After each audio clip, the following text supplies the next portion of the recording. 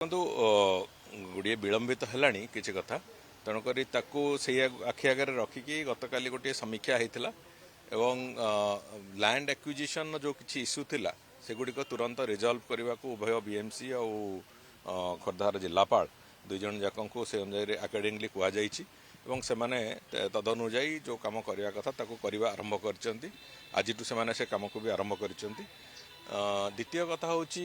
आम केतोटी प्रमुख जगह माने जो विभिन्न पर्यायर कम होती वास्तव में आम असुविधा है जो कंट्राक्टर कम करता 2023 मसीह सी से बैकआउट करने कारण आमर विलंबित है तेणुक से कमर क्लोजर तार कम प्रक्रिया आरंभ हो सारी से कम को क्लोज कर दि जाऊँगी जो बाकी पार्ट गुड़िक रहा ताकू 3-4 भाग करी ताकू तुरंत केमती काम आरंभ हम से बाबद व्यवस्था होती मार्च पाखापाखि जिते शिवरात्रि आसूची आम से अनुसार टार्गेट देचु जे जो पार्किंग एरिया जोटा अच्छी पार्किंग एरिया को फेब्रुआरी शेष सुधा पार्किंग एरिया को शेष करने को एवं मंदिर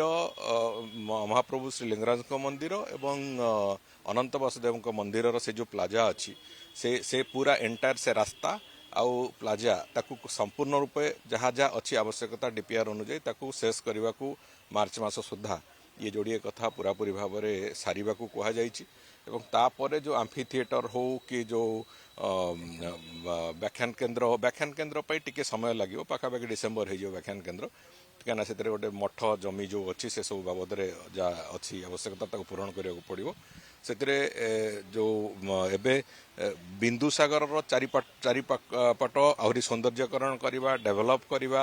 विशेष करी व्याख्यान केन्द्र ठू आरंभ करी आउ जो अंश गुड़िक अच्छी से चारिपटे से गुड़िक आउ थे तार सौंदर्यकरण जहाँ जहाँ आवश्यकता अच्छी ताकू संपूर्ण करवा विशेष करी दुईटी जाक जो पुष्करिणी अट्टी गोटे देवीपाद हरा गोटे पापनाशिनी जोड़िक जाक पुष्करिणी पुनरुद्धार एएसआई को आलोचना होती तार जहाँ आवश्यकता आर्थिक आवश्यकता ताकू भी आमे दबू किंतु एएसआई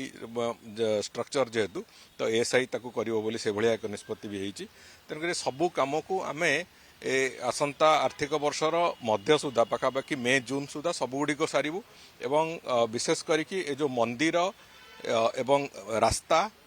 और पार्किंग ये तीनोटी कथा को आमे संपूर्ण रूपे मार्च मास सुधा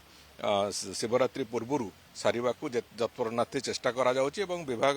को कहुई जे प्रति सप्ताह रे ए संपर्क रे तार रिपोर्ट ओबीसीसी आमको जनइब मो स्तर रे भी जनइब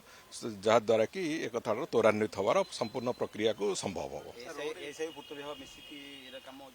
एएसआई तार जो स्ट्रक्चर दीटा अच्छी आप जो पुष्करिणी दीटा तार ब्यूटिफिकेशन जहाँ तार डीपीआर से माने प्रस्तुत करेंगे एवं ताकू आमे तार आर्थिक सहायता जब दवा कथा आमे देदेवु एवं ताकू एएसआई द्वारा ही करा से जहाँ फल कि तार जो ओरिजिनल मनुमेंटर जो क्वालिटी जो स्टैंडर्ड सेटा मेंटेन होगी रहिबो। एएसआई से समय टिके लगी पारे किंतु आमे चेष्टा करूँ समस्त पूरा संपूर्ण एकाम्र प्रकल्प आमे आसंता वर्ष मध्य सुधा जून सुधा पाखापाखि सारिबु बोली संपूर्ण रूपे आमे